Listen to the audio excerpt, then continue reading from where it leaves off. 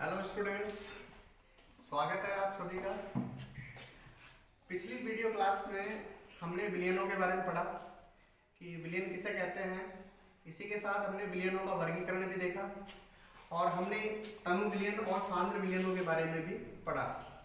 हमने देखा कि तनु विलयन क्या होते हैं, सांद्र विलयन क्या होते हैं।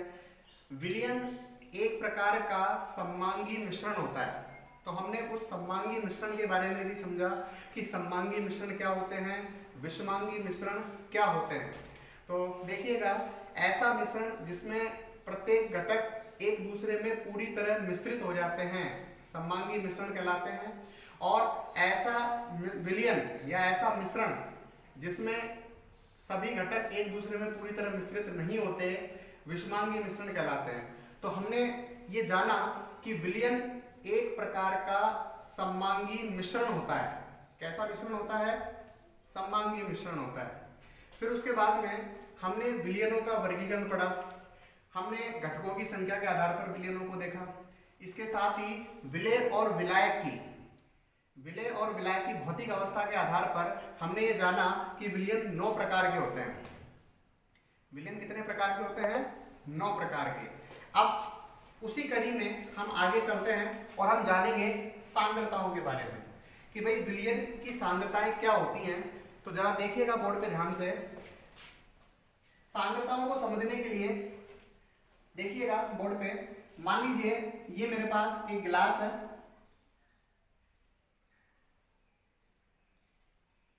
और इस गिलास में मैं विलायक के रूप में जल भर लेता हूं। क्या भर लेते हैं अपन? विलायक के रूप में जल भर लेते हैं। इसका कोई निश्चित आयतन होगा, ठीक है। इसमें मैं विलेय पदार्थ की निश्चित मात्रा मिला देता हूं। क्या मिला दे अपन? विलेय पदार्थ की निश्चित मात्रा। तो जरा ध्यान दें, मान लीजिए ये सॉल्यूट है, सॉल्यूट का मतलब विलेय पदार्थ, और ये सॉल्वेंट है विलायक। मान लीजिए सॉल्यूट 5 ग्राम है और सॉल्यूट के रूप में मैंने लिया NaCl, ठीक है। और सॉल्वेंट मैंने ले लिया 100 ml और इसमें लिया अपन ने पानी को। तो देखिए हमने किया क्या, हमने पानी की निश्चित मात्रा ली है, मान लीजिए 100 ml है, और उस 100 ml पानी में हमने 5 ग्राम नमक डाला। क्या मिला रखा है? 5 ग्राम नमक। तो जो विलयन बनेगा उसकी कोई ना कोई सांद्रता होगी और उस सांद्रता को हम दिखाएंगे 5 ग्राम पर 100 ml NaCl का जलीय विलयन। आप चाहो तो NaCl का विलयन भी कह सकते हो। ये जो 5 ग्राम पर 100 ml है, ये दरअसल इसकी सांद्रता को व्यक्त कर रहा है। क्या कर रहा है? विलयन की सांद्रता को व्यक्त करता है। अब तो इसकी परिभाषा क्या होगी बेटा? आप यहां से इसकी परिभाषा भी बना सकते हो। हम कह सकते हैं कि देखिए विलायक का आयतन निश्चित है और विलेय पदार्थ की मात्रा भी क्या है? निश्चित है। तो हम कह सकते हैं कि विलायक के निश्चित आयतन में, विलायक के निश्चित आयतन में उपस्थित विलेय पदार्थ की निश्चित मात्रा को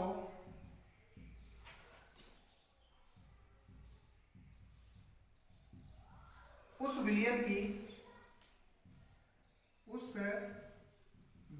की सांद्रता कहते हैं। देखिएगा, विलायक के निश्चित आयतन में, यहां हमने विलायक के रूप में जल लिया और इसका निश्चित आयतन है 100 ml। तो विलायक के निश्चित आयतन में उपस्थित विलेय पदार्थ की निश्चित मात्रा, विलेय पदार्थ की कितनी मात्रा? निश्चित मात्रा। यहां हमने 5 ग्राम लिया और विलेय के रूप में क्या लिया अपन ने? नमक।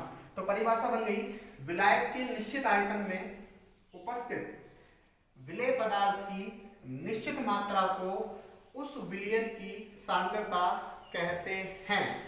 जैसे मान लीजिए अपन ने ये विलयन बनाया तो इसकी सांद्रता को मैंने बताया 5 ग्राम पर 100 ml। NaCl का जलीय विलयन। तो यह सांद्रता को व्यक्त करता है। किसको व्यक्त करेगा बेटा? सांद्रता को। तो देखिए इसके बाद हम बात करते हैं कि जो ये विलयन की जो सांद्रताएं होती है, ध्यान से देखिएगा, विलयनों की जो सांद्रताएं होती है वो विलयन के गुणों का निर्धारण करती है। किसका निर्धारण करेगी? विलयन के गुणों का। और विलयन के गुणों के आधार पर ही उस विलयन की उपयोगिता निर्धारित होती है। क्या कहा मैंने? विलयनों की सांद्रताएं विलयन के गुणों का निर्धारण करती हैं और गुण ही के आधार पर उसकी उपयोगिता का निर्धारण होता है। जैसे इसको हम समझें कि जैसे मान लीजिए पानी में फ्लोराइड की यदि हम मात्रा का अध्ययन करें तो मान लीजिए पानी में फ्लोराइड की 1 ppm मात्रा, कितनी मात्रा? पानी में फ्लोराइड की 1 ppm मात्रा जो होती है ये दांतों में सड़न को रोकती है, सड़न को रोकती है, यानी कि दांतों में सड़न को रोकने में उपयोगी सिद्ध होती है 1 ppm मात्रा। यदि मान लीजिए मैं फ्लोराइड की मात्रा 1 ppm से बढ़ाकर 1.5 ppm कर देता हूं, कितनी मात्रा कर दी मैंने? 1.5 ppm मात्रा। तो बेटा ये हानिकारक होती है। कैसी होगी? 1.5 ppm मात्रा हानिकारक होती है। और यदि मान लीजिए सांद्रता 1.5 ppm से अधिक कर दी जाए, फ्लोराइड की सांद्रता 1.5 ppm से अधिक कर दी जाए तो बेटा वो जहरीली हो जाती है। कैसी हो जाएगी? जहरीली हो जाएगी। और इसका उपयोग चूहे मारने की दवा बनाने में किया जाता है। इतनी सांद्रता के विलयन का उपयोग किसमें किया जाएगा? चूहे मारने की दवा बनाने में किया जाता है। तो बेटा स्पष्ट है कि एक ही प्रकार का विलयन है लेकिन सांद्रताएं अलग अलग है। अलग अलग सांद्रताओं पर विलयनों के गुण भी अलग अलग होते हैं, तो गुणों के आधार पर उनकी उपयोगिता भी क्या हो जाती है? अलग अलग होती है। क्लियर है? अब आपके दिमाग में बात आएगी कि ppm क्या होता है।